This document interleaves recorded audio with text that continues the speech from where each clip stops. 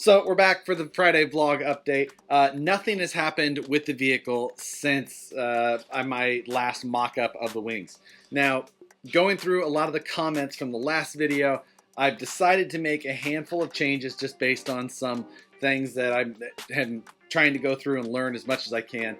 The low wing design I'm going to change. I'm going to go back to a high wing, and I am going to use some of the new wings that I got, and we're going to turn it into a biplane. And that is going to be my last ditch effort for making this thing work with wings. So I'm going to take some of those wings that we have. I forgot my glue gun. I was going to put some of them together tonight to at least get started, but I left the hot glue gun at home. Anyway, I'm going to get the wings back in place, and I'm going to get a biplane style design working. I'm also going to try and mount a front mounted motor. That was another suggestion. The front mounted evidently makes things, it pulls it more and makes it easier to control. I don't know, but I'm just going with some of the suggestions from some of the guys that I know own a lot of planes. So that is the new plan. Front mounted motor thing, that is what I've got to get to work on next. I think I can mount that fairly easily, but at this point we're gonna have to just hammer some stuff together and make this the most odd looking car ever. Now, I threw a few shots over the bow at Matt in the last video because I was frustrated because this is not going my way.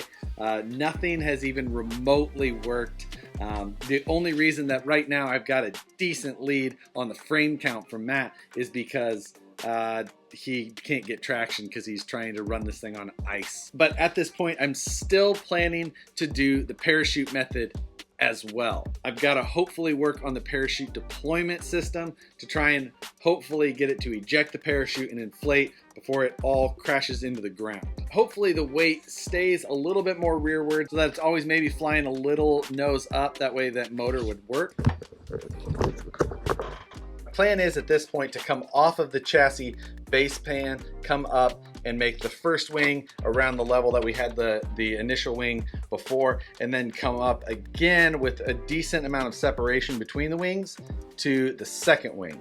And again, I need to make sure I cut them down to the width again so that we fit in the legal 24-inch width restriction. Matt's video last week did have the destruction and, you know, kind of the end results that I was thinking or hoping for. A lot of the suggestions at this point have been for like ultralights or gyrocopters and things like that. And the problem is that this thing is heavy in comparison to what those would normally take. So trying to make an ultralight, part of that thing is ultralight, and this is not. So to try and make this thing fly with an ultralight style design takes a really big wing. Gyrocopter thing I've looked up as well because those did look interesting, being that it's a non-powered rotor. But again, for the amount of weight, I think that the rotor distance on those things would end up being enormous. So I don't think that either of those things are going to work for this application. I think my biggest problem at this point is I'm fighting construction method, whether I should go with 3D printed or I should just go get some like balsa wood or something like that. You know, the nice thing about 3D print is I can just draw it and hit print, but it's not that fast. I could probably even make balsa wood stuff faster than I could 3D print. It's getting really late here. Again, Matt's video is probably going to go live again in like 15 minutes. So I've got to get my stuff wrapped up and get home so that I can get this thing edited.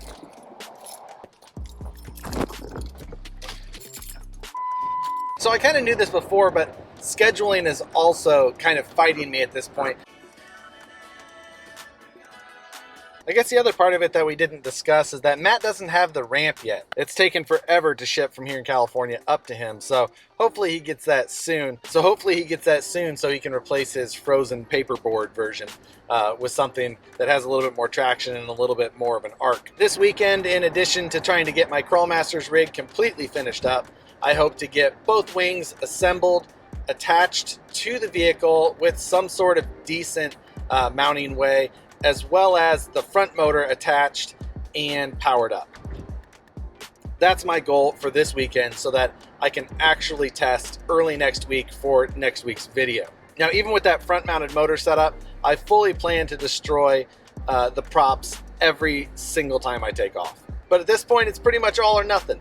I am going to try and find a softer landing location next time, so that I'm not just landing right on the concrete and doing maximum damage. But that'll probably just about do it for this week's nervous ramblings as I continue to fail miserably at this project.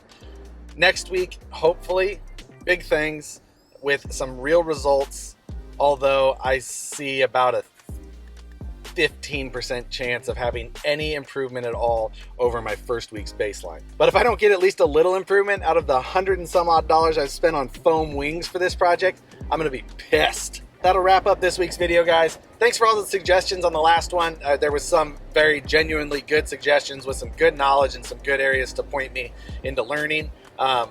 The high wing trainer plane thing, I think is the best way to go.